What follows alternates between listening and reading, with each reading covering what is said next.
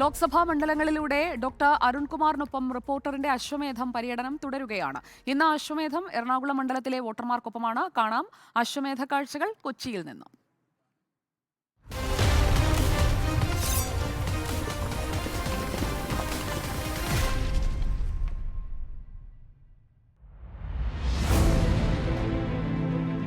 പ്രേക്ഷകരെ, നമ്മളിപ്പോൾ റിപ്പോർട്ടർ അശ്വമേധം കൊച്ചിയിലാണ്. ഹൈബീഡൻ സിറ്റിംഗ് എം പിയുടെ വീട്ടിലാണ് നിൽക്കുന്നത്. നമുക്കൊപ്പം ഹൈബീഡ് കുതിരപ്പുറത്ത് കയറിയിട്ട് എത്ര നാളായി ലാസ്റ്റ്? കുതിരപ്പുറത്ത് മോളുടെ കൂടെ കശ്മീര് പാർലമെന്ററി കമ്മിറ്റി ടൂർ പോയപ്പോ കയറിയതാ. ഒന്ന് ശ്രമിക്കുന്നുണ്ടോ? വേണ്ട വേണ്ട. രാവിലെ അപ്പൊ ഞങ്ങളുടെ പ്രീപോൾ സർവേ ഒക്കെ കണ്ടിരുന്നല്ലോ അല്ലേ? കണ്ടിരുന്നു. അതിനൊരു ചിരി മുഖത്തുണ്ട്, ഒരു ആത്മവിശ്വാസത്തിന്റെ ചിരി. രാഹുൽ ഗാന്ധി ഈ തെരഞ്ഞെടുപ്പിൽ മത്സരിക്കുന്നില്ലെങ്കിൽ കഴിഞ്ഞ തവണ ഉണ്ടാക്കിയ ഒരു തരംഗം അതേപടി ആവർത്തിക്കാൻ UDF കഴിയും. അപ്പൊ കഴിഞ്ഞ തവണ Rahul Gandhi was A factor, ഒരു വലിയ ഘടകമായി. ആ രാഹുൽ ഗാന്ധി എന്നുള്ള ഘടകം അങ്ങനെ നിലനിൽക്കുക തന്നെ ഈ തെരഞ്ഞെടുപ്പിൽ മറ്റൊരുപാട് അണ്ടർ കറൻസ് ഉണ്ടാകും എന്ന് ഞങ്ങൾ പ്രതീക്ഷിക്കുകയാണ്. Okay, thank you. അപ്പോ പ്രചരണത്തിന്റെ ചൂടിലേക്ക് ഇറങ്ങുകയാണ് സ്ട്രാറ്റജികളൊക്കെ. അപ്പോൾ താങ്ക് യു. നമ്മൾ യാത്ര തുടരുകയാണ്. ജാക്കിയുമായി കുതിരപ്പുറത്ത് കയറുന്നുണ്ടോ? ഒരു വാഗ്ദാനം കൂടി ഇല്ല. ഹൈബീഡിനെ കണ്ടിട്ടുണ്ടെങ്കിൽ ഇനി നമ്മൾ കാണാൻ പോകുന്നത് മറിച്ച് LDF കോട്ടയിൽ നിന്നും വരുന്ന കരുത്തുറ്റ സ്ഥാനാർത്ഥി KJ ഷൈൻ.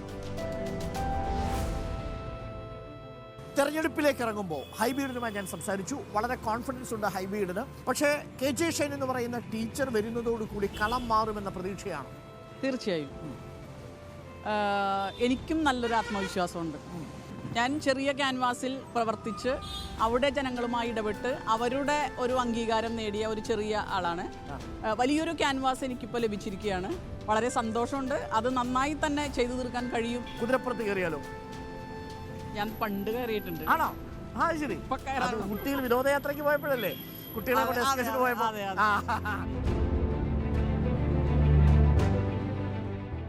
ഇലക്ഷൻ മൂഡിലേക്ക് എത്തി. കാര്യങ്ങളൊക്കെ അറിയുന്നുണ്ടല്ലോ. ഒറ്റ ചോദ്യം, next time Rahul Gandhi or Narendra Modi? പറയാൻ പറ്റില്ല. മത്സരം കടുത്തതായിരിക്കും അല്ലേ? നമ്മുടെ പാർലമെന്റ് നിയമസഭാ തെരഞ്ഞെടുപ്പുകളിൽ എത്ര സ്ഥാനാർത്ഥികൾ, 20 കാൻഡിഡേറ്റ് ഉണ്ടെങ്കിൽ എത്ര പേർ വനിതകളാവണമെന്നാണ് നിങ്ങളുടെ ആഗ്രഹം? 10, 50-50. പതാക, തൃപ്പതാക, അർത്ഥപതാക അല്ലേ? പതാക, തൃപ്പതാക. ഓക്കെ, ഏത് പതാകയാണ് രാജ്യത്ത് പാറേണ്ടതെന്നാണ് ആഗ്രഹം? പതാക, തൃപ്പതാക. പക്ഷെ രാജ്യത്തെ പതാക എന്തായിരിക്കും? രാജ്യത്തെ പതാക ത്രിവർണ്ണ പതാകയാണ്, ദേശീയ പതാകയാണ്. പക്ഷേ കാവിക്കൊടിയോ ത്രിവർണ്ണ പതാകയോ അതോ ചെങ്കൊടിയോ? എന്താണ് രാജ്യത്ത് വേണ്ടത്? ത്രിവർണ്ണ പതാക മതി എന്ന് പറഞ്ഞതിലൂടെ എന്താണ് ഉദ്ദേശിച്ചത് എനിക്ക് മനസ്സിലായി. രാഹുൽ ഗാന്ധി പ്രധാനമന്ത്രി ആവണമെന്നല്ലേ ഉദ്ദേശിച്ചത്? നിങ്ങൾ വോട്ട് കൊടുക്കുമ്പോൾ എന്തായിരിക്കും നിങ്ങൾ കൺസിഡർ ചെയ്യുക വോട്ടിങ്ങിന് തൊട്ട്? ജനങ്ങൾക്ക് കറക്റ്റ് ആയിട്ടുള്ള നീഡ്സ് എന്താണെന്നുള്ളത് അവർ കറക്റ്റ് ആയിട്ട് കൊടുക്കണം. ഇഷ്യൂസ് ഉള്ളത് നമ്മൾ സോൾവ് ചെയ്യണമല്ലോ, അതിനു വേണ്ടിയാണല്ലോ നമ്മൾ കാൻഡിഡേറ്റ്സ്. അതായിരിക്കും വോട്ടിങ്ങിന്റെ മാനദണ്ഡം.